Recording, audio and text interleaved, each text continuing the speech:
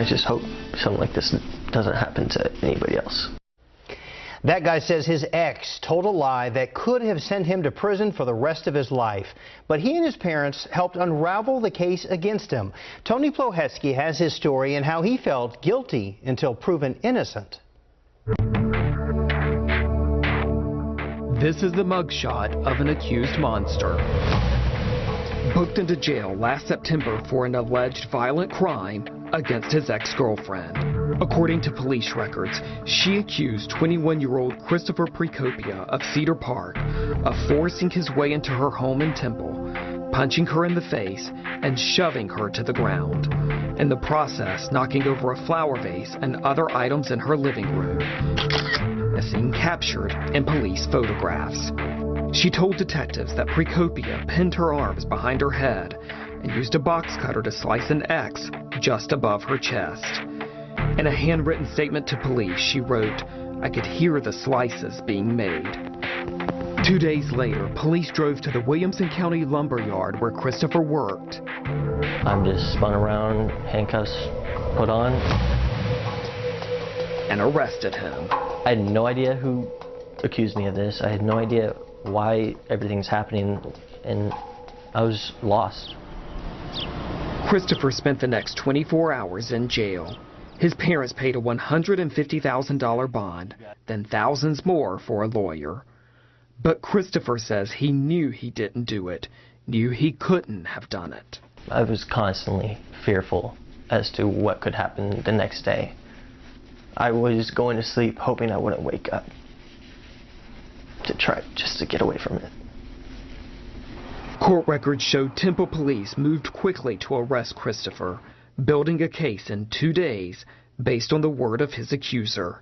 He spent the next 9 months fearing he was going to prison on a charge of burglary of a habitation with the intent to commit other felonies.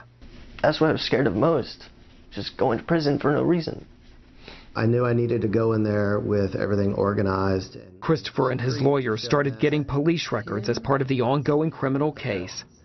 Then, a turning point. He sent me a text message and said, okay, I finally got the details. And she's saying that it happened on September the 20th. Wednesday, September 20th, around 7:20 p.m. The day and time she said I went there and did all that, my mom was at an event that she invited me to. Thankfully, I do log on to Facebook all the time, and I check in when I go places. Aaron remembered they posed in this photograph at 7:02 p.m., about 18 minutes before the alleged attack happened, more than an hour away. And so I immediately told Rick, I've got proof of where he was at. He goes, are you 100% sure? I'm like, yes. Prosecutors hired a forensic expert who confirmed the picture was, in fact, taken on that day at that time. I'm thinking, this is awesome. You know, by the grace of God, this, you know, she said it happened on the day that I can totally 100% say where he was at. You can prevent that travesty from occurring in the first place. Bruce Mills, a former APD assistant chief who now consults in policing issues, said investigators should try to question a person before arresting him, in case they have an obvious alibi. You certainly want to talk to them. You may not get any more information than you have, but it gives you an opportunity for the suspect to react, respond, deny, justify their action, or it gives you just more information. I think there should have been way more investigation to that, because it was basically word of mouth and there was a warrant for my arrest. In the end, prosecutors dropped the charge in the interest of justice, a classification often used in cases when they no longer think a person is guilty. Christopher's attorney, Rick Flores, says this case was unusually easy to prove. Most of the time we deal with gray matters. It's not normally black and white, but this was one of those cases where I could definitively prove that he did not commit this offense. Temple Police would not answer our questions about how they handled the case.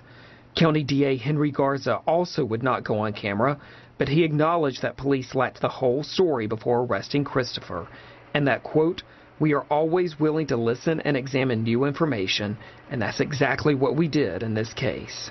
In statements to police, Christopher's accuser claimed they had a troubled relationship when they dated in high school 3 years ago. She told police she was traumatized, and that's why she told investigators Christopher attacked her last year. Today, Christopher says he wants his name cleared. I'm just ready for it to be over with. I'm ready to actually live my life. A life almost derailed by a woman's accusations, but saved by being in the right place at the right time.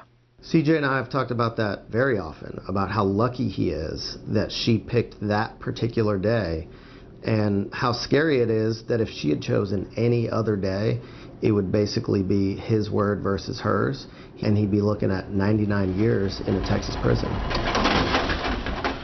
I just hope something like this doesn't happen to anybody else.